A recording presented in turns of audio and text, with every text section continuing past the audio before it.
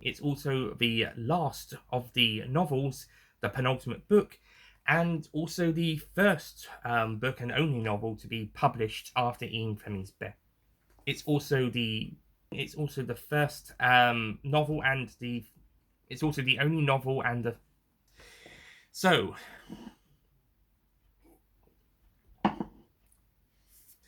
um and then the Majesty's chapter 6 onwards, it's pretty much goes and then Majesty's chapter 6 to the rest of the book, and Young and Twice and Golden Gun pretty much go on, and then after Majesty's chapters, and then from Majesty's chapter 6 it's the rest of that story, and then the final two book novels.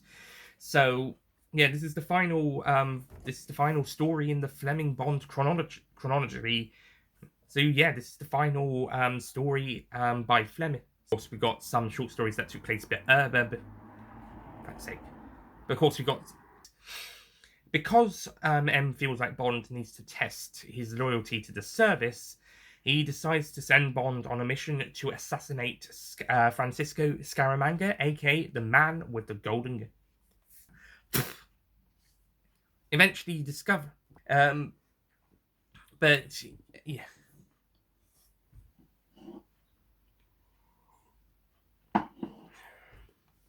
I felt it was a bit uncomfortable in places. That chapter specifically, not the book. But then again, maybe it's maybe the times moved. Maybe this would have been great in the mid '60s, but in the early 2020s, maybe this would have been fantastic. Maybe people would have loved it in the early. That's really the only problem I forgot with the story. But and I also mentioned that there are some bits that don't quite.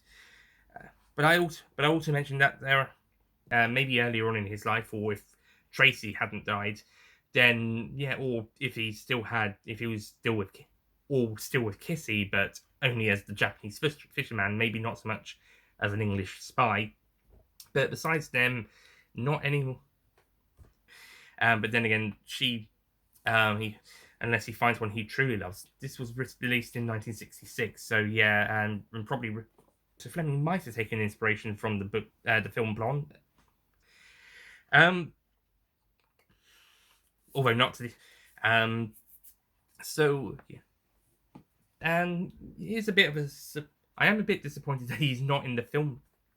Well, I don't think he's in Colonel Sun or the Spy Who Loved Me and Moonraker novelizations. He probably gets mentioned in the authorized biography, but he probably doesn't appear properly. So I think his next appearance will be the second John Pearson continuation novel for Special Services, which will be in 7 books time, which will be in 4 and 2. So that's 1, 2, 3, 4, 5, which will be in 7 books time. Which will be in 7 books and and Scaramanga's a Brit. And also we also have Francisco Scaramanga is a pretty. Francisco Scaramanga, I think, could have been in the film. We actually see him in bed with that. Not Anya. It's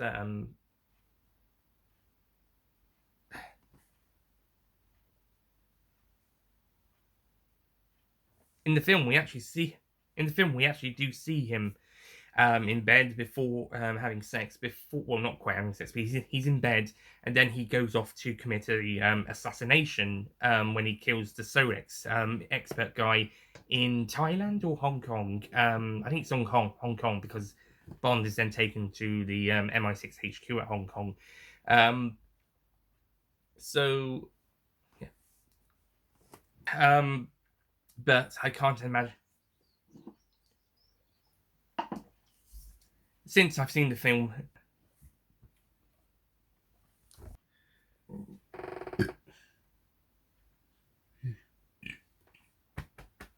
thank you for being patient, bloody birds.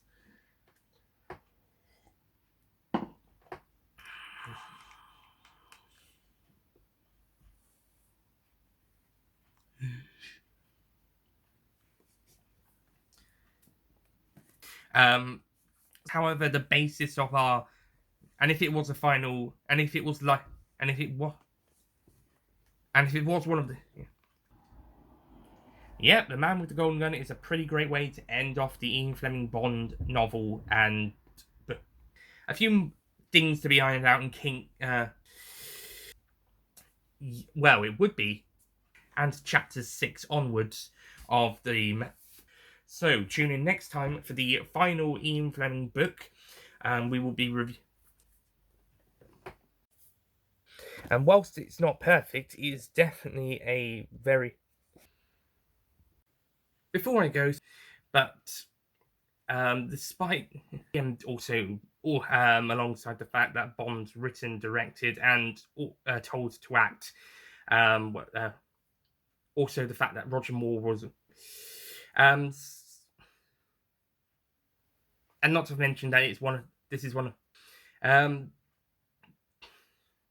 in the film we don't really, Bond doesn't really have in Golden Gun's film, we don't really have and yeah, Jesus fucking Christ. And I think and set there were two screenwriters, Tom Malkovich and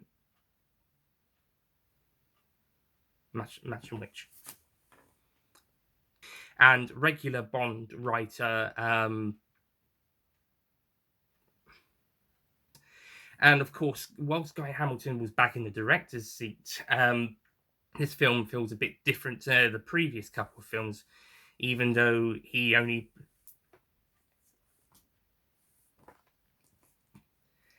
And even if it. And heck, even some of the smaller things just needed a bit of ironing out, and we could have had a fairly good. Heck, the story even works on its. Heck, the story as it is on a first draft works for the most parts. Just need a bit of ironing out some of the kinks, as I mentioned earlier. Maybe there could have been a cut down on some of the hotel talking, or a bit more excitement going on. But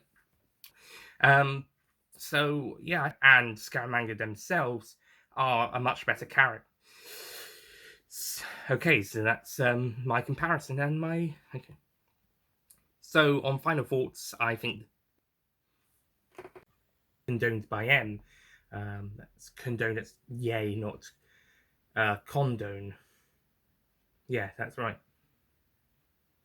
And this era of the Bond stories written by Ian Fleming, and this era of stories and Ian Fleming's work on the Bond series, and Ian Fleming's James.